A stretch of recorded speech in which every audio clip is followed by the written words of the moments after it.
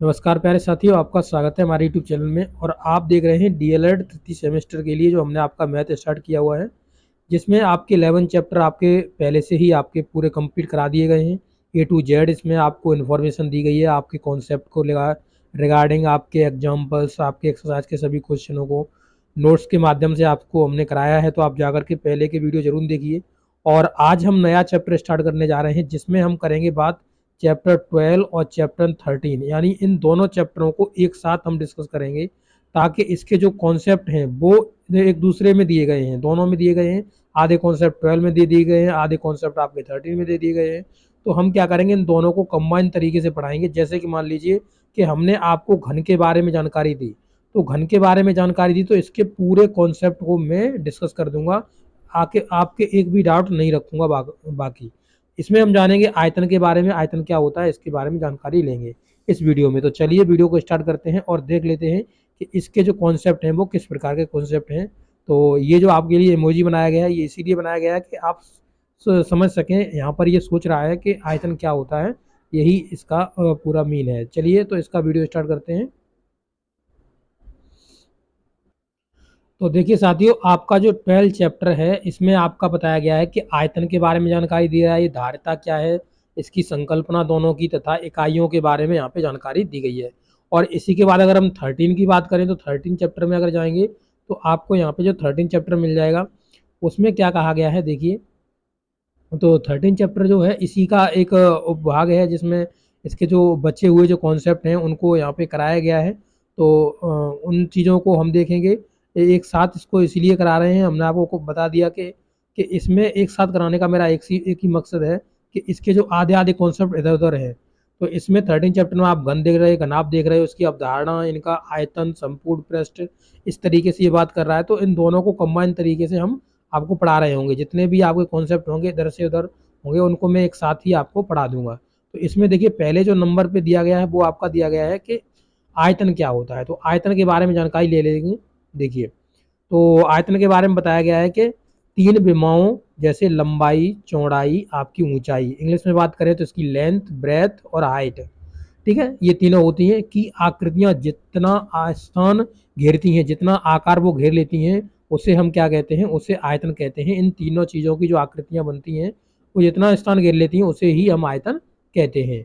जैसे कि आप देख सकते हैं घनाव की तीन विमाओं की आकृतियां, इसकी विमाएं भिन्न भिन्न है। तो जो घनाव है, घनाव ये देख रहे होंगे आपका, ये घनाव बना हुआ है, ये आपका पूरा क्या है, ये आपका घनाव है। आप इसे ड्रॉ कर सकते हैं आसानी से। इसको ड्रॉ करने में आपको कोई भी वो नहीं करना। देखिए इस तरीके से आप एक करिए ड्रॉ, फिर इसमें से इस तरीके से निकाल लीजिए, और इस तरीके से निकालने के बाद इसको इस तरीके से आप मिला देंगे तो ये आपका सीधा बन जाएगा। देखिए ये बन गया ना। तो इसी तरीके से इसका जो फिगर होता है वो आपका बन जाता है। तो इसमें कोई भी तोप नहीं मारनी है, यहाँ पे आसानी से आपका ये हो जाएगा। आप देखेंगे यहाँ पर जो लंबाई ये दे रहा है, आप देख सकते हैं यहाँ पे ओ ए लंबाई है, ओ ए। तो ओ से ए की तरफ चलेंगे, ये जो पोर्शन चल रहा है ये आपका लेंथ है। क्या है, ये लेंथ है। और यहाँ पर ओ ए लंबाई है तो यहाँ पे सी बी भी लंबाई होगी, तो ये आपकी हो गई लेंथ। ठीक है, इसमें बता चलूँ ये आपकी लेंथ हो गई, और यहाँ पर भी आपकी ये लेंथ है। इसके बाद चौड़ाई की बात कर रहा है, ओसी, ओसी चौड़ाई है। ये जो आपको दिख रही है, ये जो दिख रही है, ये दिख रही है, ये आपकी क्या है, चौड़ाई है दोनों की। तो यहाँ पर जो आपको चौड़ाई दिख रही है यानी ब्रेथ दिख रही है, ब्रेथ आपकी बी से डिनोट कर देंगे, तो ये आपकी ब्रेथ है, इसकी क्या है, ये चौड़ाई है। और इसकी जो ऊंचाई है, ऊंचाई आप देख सकते हो, ये देखिए ऊंचाई है, ये ऊंचाई देखिए, ये ऊंचाई देखिए, ये आपकी क्या है, ऊंचाई है। तो ओपी इसकी ऊंचाई है, या यहाँ से हम बात करें ए क्यू, ये भी आपकी ऊंचाई है, यानी इसे हम हाइट डिनोट करेंगे, यानी एस से डिनोट करेंगे। तो आप समझ गए होंगे कि इसकी जो ऊंचाई है, लंबाई है, वो क्या है, और आप आसानी से इसको खुद रियलाइज कर सकते हैं। देखिए ये इसकी लेंथ है, ये इसकी ब्रेथ है, और ये इसकी हाइट है। इस तरीके से आप समझ लीजिए, तो आपको कोई प्रॉब्लम नहीं होगी। ये लेंथ है आपकी, ये ब्रेथ है, और ये आपकी हाइट है। तो अब यहाँ पे देखेंगे, और देखिए लिखा हुआ है आयतन क्या हो जाएगा, तो आयतन तीनों का मल्टीपल हो जाएगा, लंबाई गुणा चौड़ाई गुणा ऊंचाई।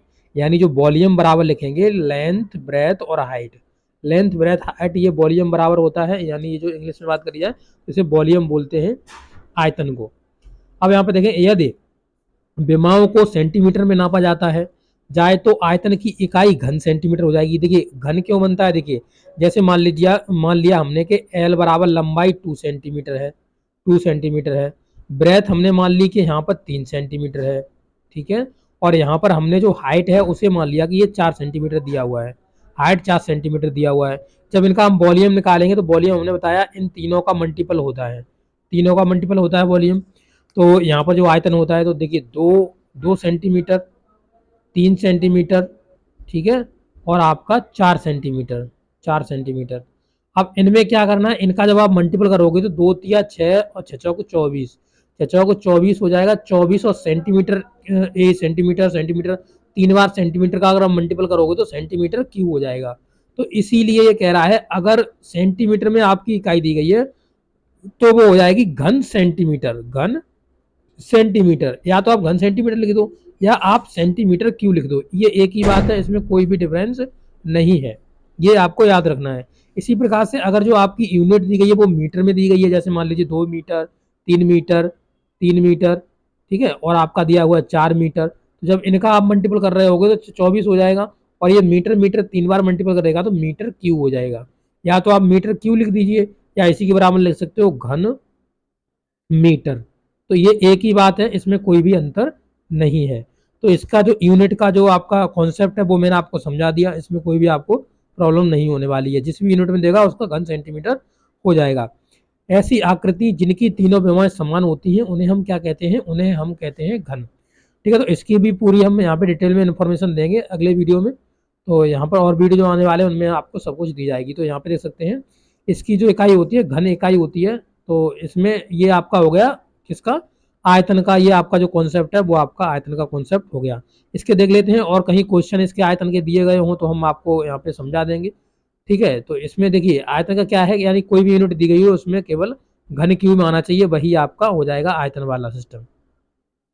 ठीक है, तो इसके जैसे आप देखेंगे, इनका देखेंगे यहाँ पे आपको देखने के लिए मिलेगा, इसके घन के जो कॉन्सेप्ट देखने के लिए मिलेंगे, इसका जो ए क्यू आ रहा है ये आपका है। इसी तरीके से इनकी जो यूनिट होती हैं वो आपके घन में होती है। अब देखिए यहाँ पर जो आयतन की माप की इकाई क्या है, वही कह रहा है कि यहाँ पे ये भी इम्पोर्टेंट चीज़ है, आप देख लें यहाँ पे देखिए इकाई घन के आयतन को मापने की इकाई कहते हैं, मतलब घन को आयतन मापने की इकाई कहते हैं। मान लीजिए कि एक घन है जिसकी भुजाओं की लंबाई 1 सेंटीमीटर, लंबाई एक इकाई है, ऐसे घन को इकाई घन यूनिट क्यों कहा जाता है।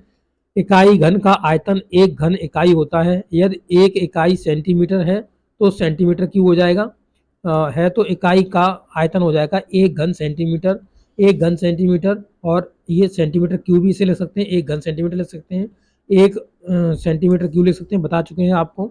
और यदि मीटर में है तो मीटर में हम इसे एक घन मीटर लिख सकते हैं या इसे मीटर का क्यूब लिख सकते हैं। ये चीज़ आपको समझा दी है, ये आपके लिए इम्पोर्टेंट पोर्शन है तो आप इसे जरूर एक बार देख लीजिएगा। द्रव के आयतन यानी धारिता का मापन जो करते हैं वो हम लीटर में किया जाता है, और जो यहाँ पर आप देखेंगे तो 1 हेक्टोलीटर बराबर होता है 10 डेका लीटर, और यहाँ पर ये हो जाएगा आपका बराबर में 100 लीटर, यानी 10 लीटर बराबर हो जाएगा कितना आपका, 10 लीटर बराबर आप 100 लीटर मान लीजिए, या 1 हेक्टालीटर बराबर आपका 100 लीटर हो जाएगा। ठीक है, और यहाँ पर 1 लीटर की जो यूनिट होती है, 1 लीटर आपका होता है, ये याद रखिए, ये बहुत ही इंपॉर्टेंट है, 1 लीटर बराबर आपका होता है 1000 घन सेंटीमीटर, घन सेंटीमीटर।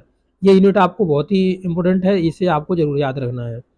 ठीक है, और यहाँ पर 1000 लीटर बराबर एक घन मीटर भी कह सकते हैं। तो इस तरीके से आपका ये चलता है, 1000 लीटर बराबर घन सेंटीमीटर, घन मीटर कह सकते हैं इसको, और 1 लीटर बराबर होता है 1000 घन सेंटीमीटर। तो ये आपकी हो गई, ये जो आयतन की यूनिट्स हैं वो हमने आपको बता दिया कि आयतन की क्या यूनिट बनती है। तो इस वीडियो में इतना ही, अगले वीडियो में आपको अगले कॉन्सेप्ट के साथ हम आपको वीडियो देंगे। तो आपको ये वीडियो कैसा लगा है, अच्छा लगा हो तो अपने दोस्तों का जरूर शेयर करिएगा। मिलेंगे नेक्स्ट वीडियो में। Okay, thank you.